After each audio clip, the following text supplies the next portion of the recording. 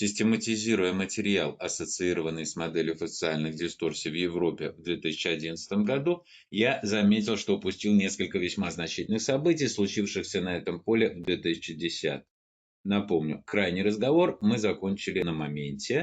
Будет справедливо продолжить исследование истории развития модели фасциальных дисторсий в Европе с надеждой найти позицию альтернативную, транслируемой доктором Георгом Харрером у других основателей и лидеров ЕФДМА. Смотрите, что я обнаружил. Эта статья была опубликована в январском выпуске немецкого остеопатического журнала 2010. Среди ее авторов значатся сооснователи ЕФДМА Кристоф Росми и Штефан Анкер и выпускник той же немецкой остеопатической школы и курса по модели фасциальных дисторсий доктора Георга Харрера, что и оба его соавтора Торстен Фишер. С ним я подробнее познакомлю вас чуть позже. Сейчас же я хочу обсудить этот текст, опубликованный с отсылкой на единственный источник – учебно-методическое пособие доктора Типальдеса 1997 года. Вместе с аннотацией и иллюстрациями он занимает всего 4 страницы.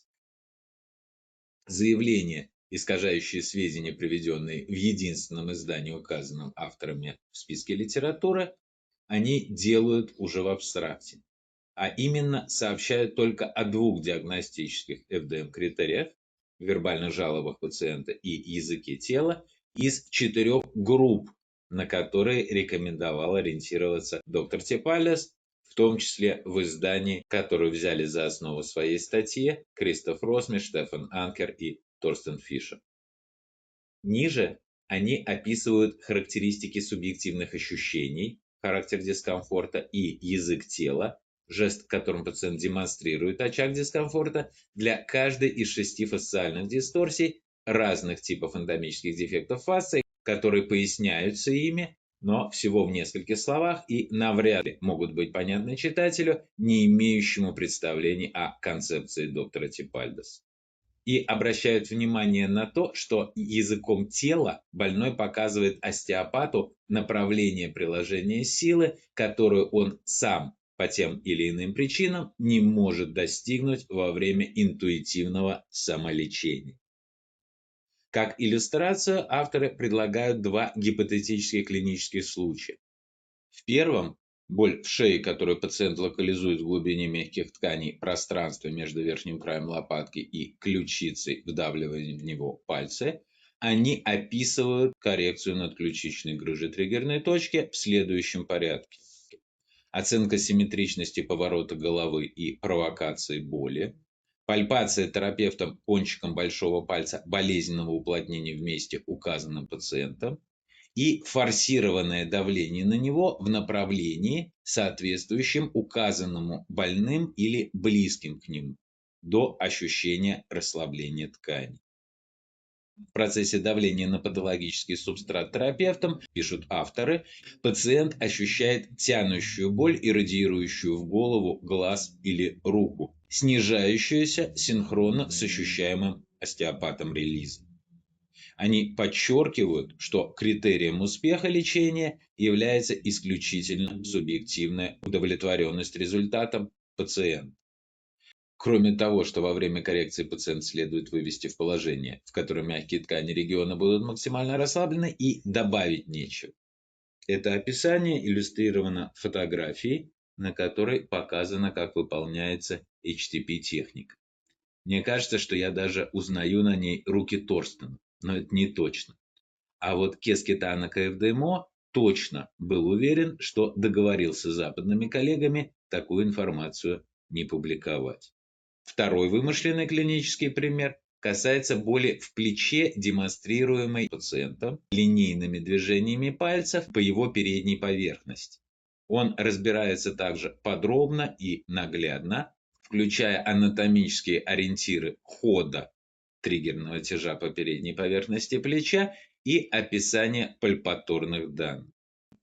Мне видится, что эти примеры не иллюстрируют сведения, представленные в основном тексте статьи, а как раз наоборот, демонстрируют, что предлагаемых авторами 2 критериев диагностики фасциальных дисторсий из 4 групп, разработанных доктором Типальдесом, является явно недостаточно. В заключении авторы сообщают о видовой универсальности языка тела, еще раз повторяют, что ФДМ-лечение направляется и оценивается пациентом, а также они оговаривают, что после успешного лечения ограничение бытовой активности для бывшего больного не требуется. Из авторов этой статьи я не знаком лично только с Кристофом Росми. С Торстеном Фишером, инструктором ЕФДМА с 2011 года, как я уже рассказывал, я впервые встретился в 2019 году на семинаре в Казани, после которого успешно сдал ему и своему основному инструктору Евгению Хаимову экзамен BC, после чего я дважды посещал его офис в Германии в том же 19 и 23 годах в качестве стажера. Инструктором ЕФДМА с того же 2011 года Штефаном Анкером я познакомился в Казани в 2023 году. Он был одним из тех, кому я не сдал ФДМ-IC. В отличие от Георга и Евгения, Штефан тогда проявил больше внимания к моей работе по объективизации дисторсий и даже рекомендовал ее американским коллегам, которых, по его мнению, она могла заинтересовать. Но случилось, как случилось. На основании нашего личного общения я с полной уверенностью могу утверждать, что представление ФДМ-диагностики в статье ФДМ доктора Стивена Типальдеса 2010 года Торстена Фишера, Штефана Анкера и Кристофа Росми не отражает реальной позиции ее авторов по этому вопросу. Предполагаю, что ее качество является следствием отсутствия у них опыта написания академических работ, что, впрочем, опять же, по моему мнению, не является оправданием введения ими в заблуждение читателей и компрометирует Европейскую ФДМ-ассоциацию, лидерами которой они являются, как организацию, главной целью которой заявлено правильное распространение ФДМ доктора Типальдеса в Европе.